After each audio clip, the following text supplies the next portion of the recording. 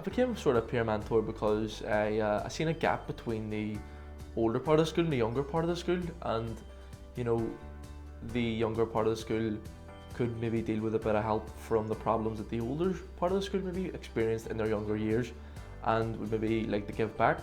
It was also something for me to help get my self-confidence up, you know, to boost my resilience skills, my people skills, you know, all those sort of things. One of the first things Gary said to us when we were doing the peer mentor program was, if you aren't right yourselves, how are you supposed to help other people? And that phrase always stuck with me, because then you were forced to look at yourself through the workshops.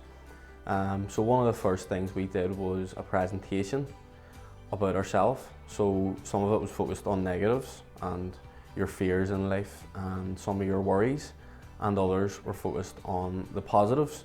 So I feel focusing on positives is obviously a good thing, and that's what we should be focusing on.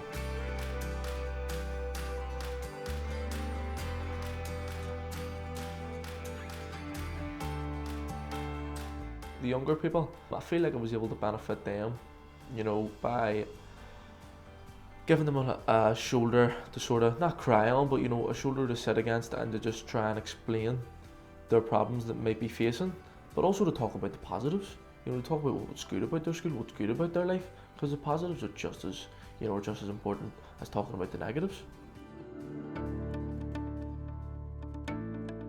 The skills that I learned on the peer mentor program were very, very beneficial. That confidence of dealing with young people.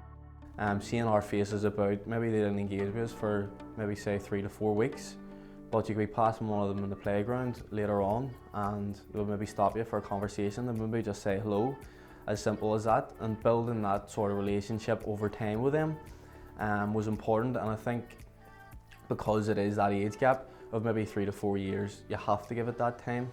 So surprisingly, yeah, there was good engagement.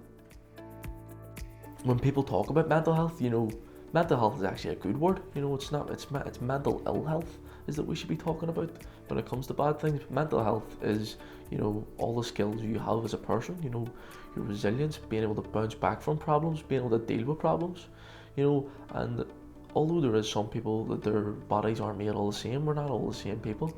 You know, we have different characteristics, we have different brains, you know, so we have to, you know, have different coping mechanisms, and they need to be acknowledged and they need to be respected. Working with Lighthouse and obviously some of the teachers in the school, it was great establishing it. It was definitely needed. There was never really anything like that. It was a platform and an opportunity for young people in the school, first years, second years, around the age of 12, 13, to engage with older pupils. Gary and Lighthouse have been brilliant, even just as a friend, you know, and as almost like an older comrade to sort of turn to and ask for advice on things. With myself, I was able to, you know, feel like a feeling of accomplishment, you know, feeling like I've done something to be like, you know, I've helped these guys, you know, I've sort of, you know, made a wee bit of an impact on their life, you know, and having that sort of, you know, mentor and someone to look up to, you know, and see like, oh, well, I would like to be where they are, you know, and you don't even have to be where they are, you know, you can take inspiration from that.